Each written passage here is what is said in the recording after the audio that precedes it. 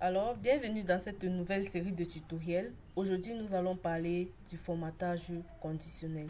Alors, si tu n'as jamais entendu parler du formatage conditionnel, il n'y a pas de souci parce que moi aussi, je n'avais jamais entendu parler avant d'être analyste. Mais aujourd'hui, que j'utilise Excel fréquemment, j'utilise les formatages conditionnels parfois.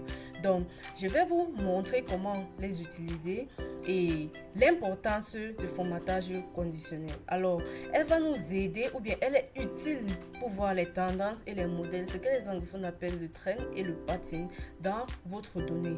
Mais elle est vraiment facile à utiliser. Donc, je vais vous rendre ça facile, surtout pour les outils que j'utilise plus. Comme ça, à la fin, tu serais capable de les utiliser toi aussi. Alors, lorsque vous êtes face à votre donnée, par exemple, voici une donnée concernant les employés, les noms, les dates, les emails. Mais nous allons aller sous l'onglet Sales. Donc, les sales, ce sont les ventes qui contiennent les produits qui ont été vendus du mois de janvier jusqu'en décembre. Donc, ici, je vais te montrer comment utiliser les formatages conditionnels. Donc là, tu peux juste sélectionner ceci et tu cliques sur la page d'accueil. Ici, tu vas voir formatage conditionnel. La description, on dit que c'est facile pour regarder ou bien pour voir les tendances et aussi les modèles dans votre donnée. Alors, en utilisant les barres, les couleurs ou les icônes pour une visualisation importante des valeurs. Donc voilà, sous cet onglet formatage conditionnel, vous avez le Highly Sales Rules. Et vous voyez, il y a plusieurs autres trucs en dessous. Vous avez le Top Bottom Rules. Vous avez plusieurs autres descriptions en bas. Et vous avez les bar charts. Vous avez les data bars, les color skills, les icon sets. Et vous avez les new rules, donc les nouvelles lois. Vous pouvez aussi les supprimer, ces lois-là, et vous pouvez manager les règles que vous avez mis sur place. Donc, ici, ce que nous allons d'abord utiliser, ça serait le icon set. Donc, voilà. Pour le icon set, il y a les directional, les shapes, dans les formes, les indications. Nous avons aussi les ratings. Donc, ici, nous allons utiliser le directional. Vous verrez qu'il y a les flèches en jaune, en rouge et en vert. Le jaune, c'est la moyenne. Le rouge, ça veut dire que c'est en dessous de la moyenne. Et le vert, ça veut dire que c'est au-delà de la moyenne. Donc, vous pouvez utiliser ceci pour voir les tendances pour la vente des papiers durant le mois de janvier jusqu'au mois de décembre. Et ainsi, vous pouvez choisir plusieurs autres formats. Donc, cela va dépendre de ce que vous voulez. Donc, vous pouvez faire ceci. Vous pouvez prendre les formes. Vous pouvez prendre, vous voyez, ici nous avons 5 directions. Il y a en haut, en bas, à côté. Donc, ça dépend de ce que vous voulez faire avec votre donnée. Et par la suite, vous allez souvent éviter de sélectionner toutes vos cellules parce que lorsque vous allez faire ceci, la donnée serait affectée. Regardez.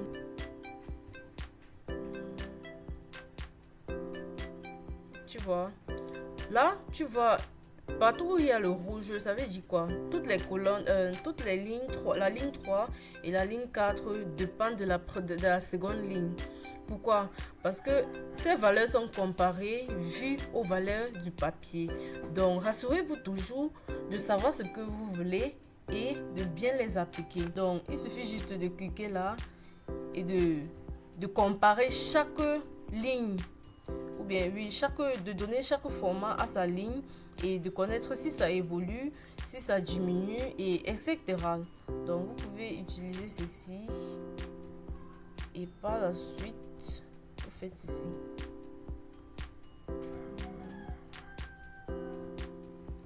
C'est bon. Là vous pouvez choisir ceci ou vous pouvez faire ceci, utiliser les indicateurs ou bien utiliser les formes ou bien utiliser les ratings. Donc ça dépend de ce que l'on veut en fait comprendre de ces données. Mais nous allons utiliser ceci comme au début. Et pour la seconde fonction, la seconde formatage conditionnel que je vais te montrer, nous allons utiliser les données démographiques. Là, nous avons les noms, les prénoms, les âges, etc. Mais nous allons utiliser la colonne salaire. Donc, il suffit juste de venir là.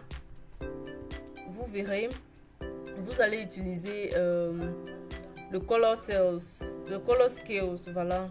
Donc, vous verrez, il y a des différentes couleurs. Vous allez constater que les valeurs qui sont en vert, qui sont coloriées en vert, sont très élevées. Les valeurs qui sont en orange sont moyennement, et en rouge, c'est faiblement, c'est faible. Donc, c'est comme ça qu'on utilise les formatages en bas, en couleur pour rectifier ou bien pour vérifier s'il y a des valeurs élevées, moyennes ou moyennement petites. Donc, vous pouvez aussi faire ceci. En changeant des couleurs. Donc, voilà. Vous verrez, ça change au fur et à mesure. Donc, ça dépend de ce que vous voulez. Et parfois aussi, ça détermine le nombre de couleurs que ça va mettre. Donc, nous allons passer à la prochaine étape qui est utiliser les données de barre. Donc, je rentre, je fais ceci. Data bar. Là, je peux choisir ceci. Donc, vous pouvez choisir les couleurs solides ou bien les gradients. Donc, je vais choisir les couleurs solides. Et là, vous verrez que si la barre est pleine, c'est que cette valeur est plus élevée. Par exemple, nous avons 65 000. Elle est pleine, c'est-à-dire qu'elle est plus élevée comparée à 63 000 et etc. Généralement, cette règle n'est pas vraiment utile. Bon, elle n'est pas vraiment constamment utilisée comme d'autres, mais elle est aussi applicable. Ça dépend de ce que vous voulez, ou bien ça dépend de comment, parce que généralement les analystes utilisent cette barre-là pour ajuster leur tableau lorsqu'ils font des visualisations, pour qu'on puisse voir comment les données évoluent en maximal, en minimal ou en moyenne. Donc c'est un peu ça. Lorsque vous êtes à cette étape, vous pouvez facilement supprimer la règle que vous avez appliquée en utilisant ceci. Clear rules. Soit tu supprimes juste dans la cellule où tu as choisi, ou bien clear rules for entire sheet. Donc partout où tu as appliqué les règles, ça serait supprimé. Ça va se supprimer. Donc nous allons juste utiliser la première formule qui est le clear rules from selected cells. Donc les colonnes que j'ai sélectées, c'est là où on va supprimer toutes les règles que j'ai appliquées. Et voilà. Par la suite, je vais encore te montrer une autre formule qui est le top bottom rules. Donc les règles élevées. Donc il suffit juste de sélectionner la cellule et d'aller là, formatage conditionnel, et là vous allez voir top bottom rules. Ici nous avons top 10 items. Donc ça t'affiche juste les 10 premiers, les 10 top. Donc on parle de top, les 10 premiers données vont s'afficher. Ici ça va juste t'afficher juste les 10% de tes données, et ici ça va t'afficher les 10 derniers données que tu as, et ici ça va t'afficher les 10 derniers données en pourcentage.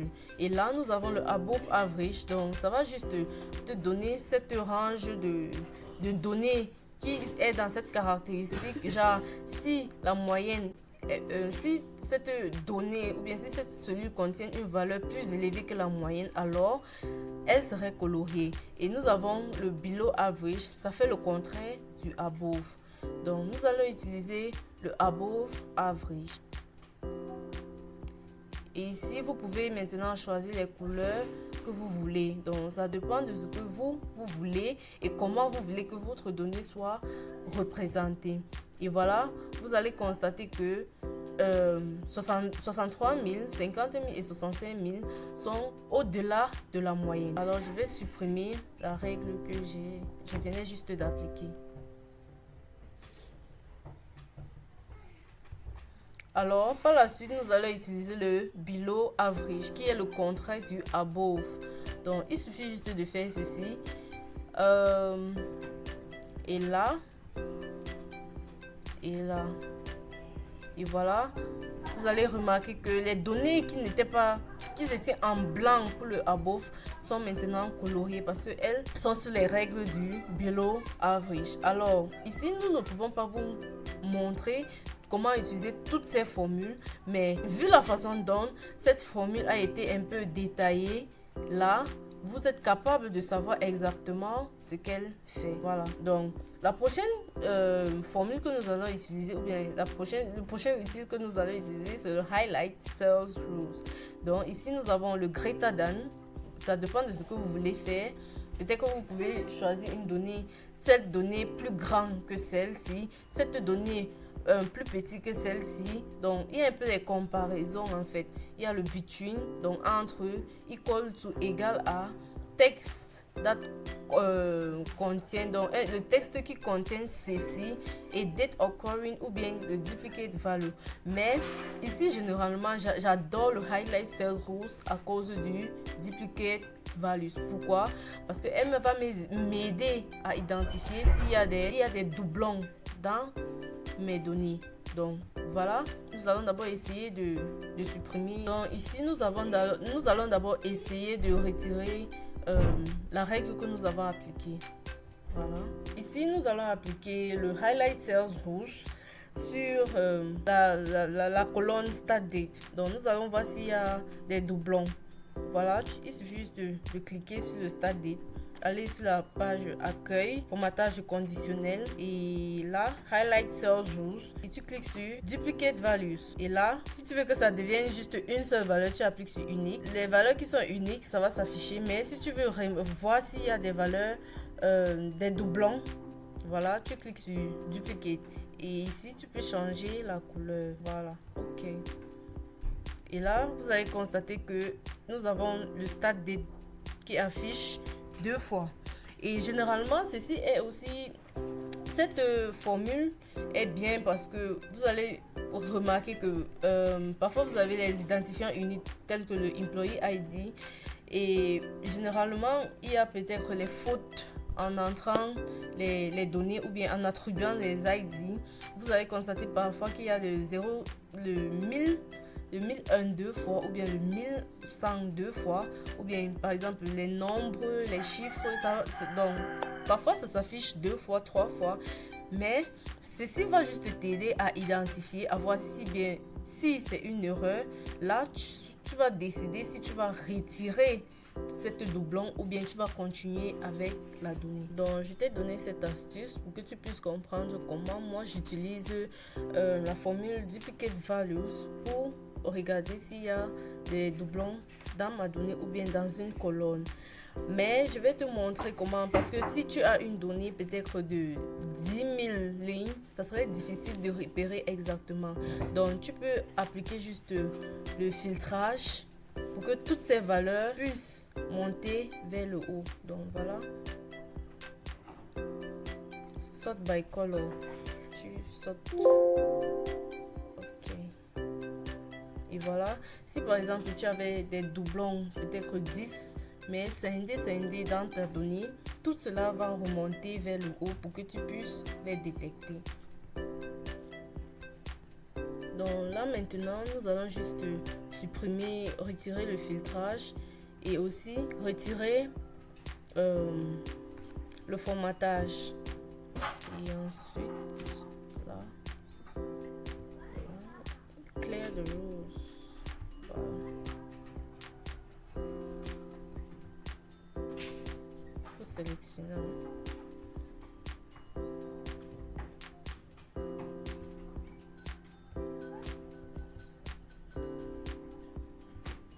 Alors, ce que j'aime aussi généralement utiliser, c'est le format contient. Donc, ça va m'aider à faire des recherches dans ma donnée et aussi de savoir s'il y a une donnée où il y a un manque ou il y a un plus pour que je puisse les supprimer. Donc voilà, par exemple, si je suis en train de faire une recherche pour savoir s'il y a des comptes Gmail, je peux le faire et savoir s'il y a d'autres différents de arobase Yahoo. il suffit juste d'utiliser ce formatage conditionnel. Donc, tu sélectionnes, tu passes sur accueil, formatage conditionnel, le highest sales rules, tu descends là sur text that contain, donc le texte qui contient. Là, tu vas entrer, il suffit juste de mettre Gmail. Ok. Et tu vas remarquer que ça a juste sélectionné l'email qui contient @gmail. Pourquoi? Ceci va t'aider lorsque tu es face à une donnée à faire des recherches plus rapidement, et lorsque c'est ainsi, vous êtes capable donc de faire le filtrage pour que toutes ces données puissent monter vers le haut.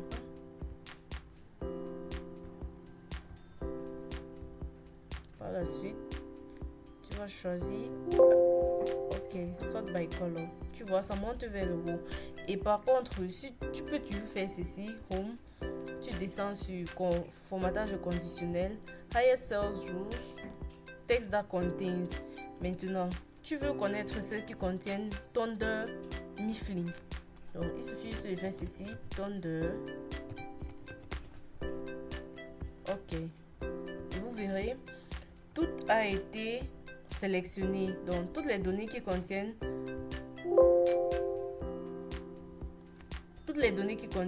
Thunder ont été sélectionnées. Bon, ça aussi sélectionné le Gmail parce que cette formule, je n'ai pas effacé avant d'appliquer la seconde formule. Donc voilà pourquoi le Gmail s'affiche avec les mails contenant Thunder. Voilà. Un autre formatage que tu ne vas pas penser à ça, pourtant c'est vraiment utile parce que lorsque vous avez peut-être les nombres, les codes ou bien les dates, il y a souvent des erreurs, soit avec les slash, soit avec les tirets. Donc, parfois vous avez une donnée comme ceci.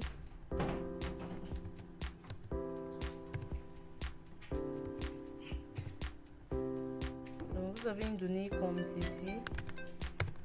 Et vous avez appliqué le formatage conditionnel pour les détecter. Vous allez toujours utiliser le texte that contains. Donc voilà, tu vas mettre tiret. Ok. Et tu vois, les deux autres ont été sélectionnés parce qu'elles contiennent des tirets au lieu des slash. Donc voilà, si vous avez par exemple une donnée à 1000 lignes, vous ne serez pas capable de les détecter. Donc vous allez juste sélectionner, vous allez filtrer.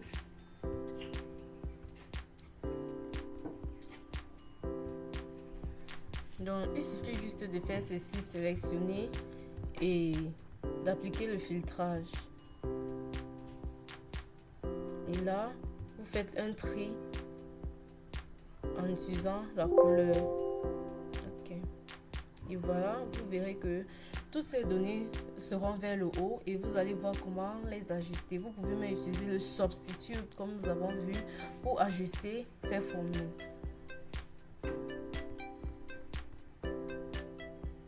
Donc voilà un peu à quoi le formatage conditionnel du highest sales rules serait utile, et généralement j'utilise plus le texte that contain, donc le texte qui contient et les valeurs et les doublons.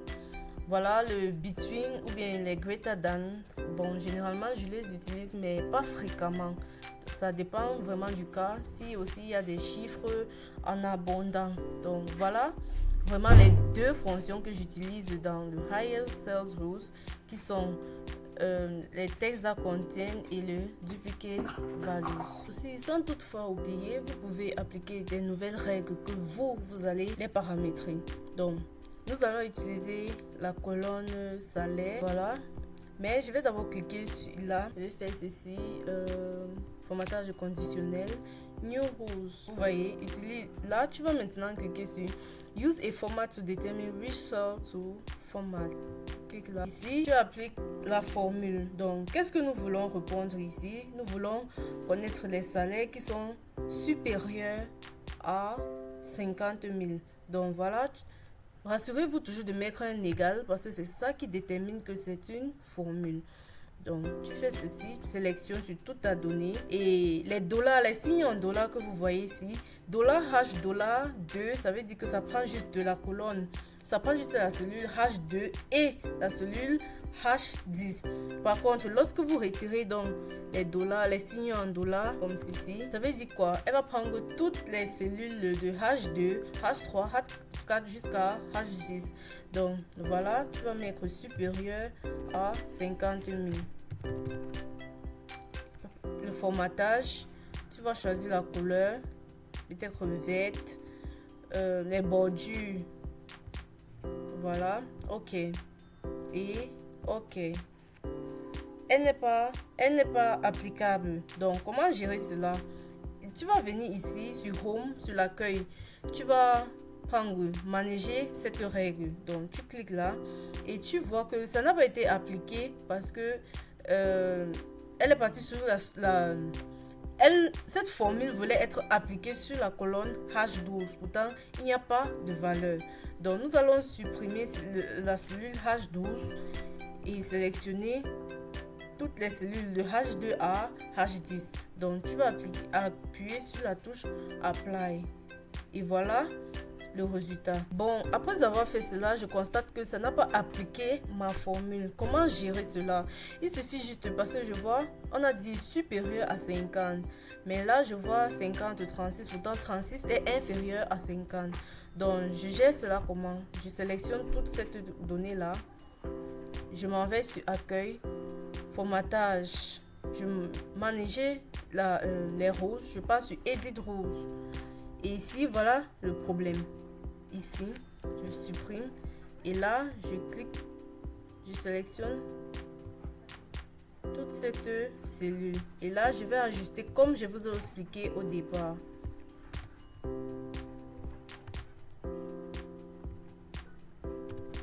Et ici, j'appuie sur OK. Apply. OK. Et vous allez constater que ces cellules qui sont coloriées, la formule a été appliquée parce que 65 000 et 63 000 sont supérieurs à 50 000. Donc, voilà. Lorsque vous avez fait ceci, nous pouvons encore les appliquer sur la colonne âge. Donc, après avoir fait cela, bon, je vais encore prendre un exemple. Donc là, c'était pour vous montrer comment cette formule fonctionne. Donc, il suffit juste de sélectionner tout ceci. Vous pouvez sélectionner là. Et maintenant, vous allez aller sur New Rules. Et par la suite, use a formula to determine a cell format égal. Tu sélectionnes tout ceci. Oui, supérieur à 30. Donc, je veux que les cases qui sont sur les cellules avec les âges supérieurs à 30 soient coloriées. Donc, n'oubliez surtout pas de retirer les symboles en dollars. Voilà.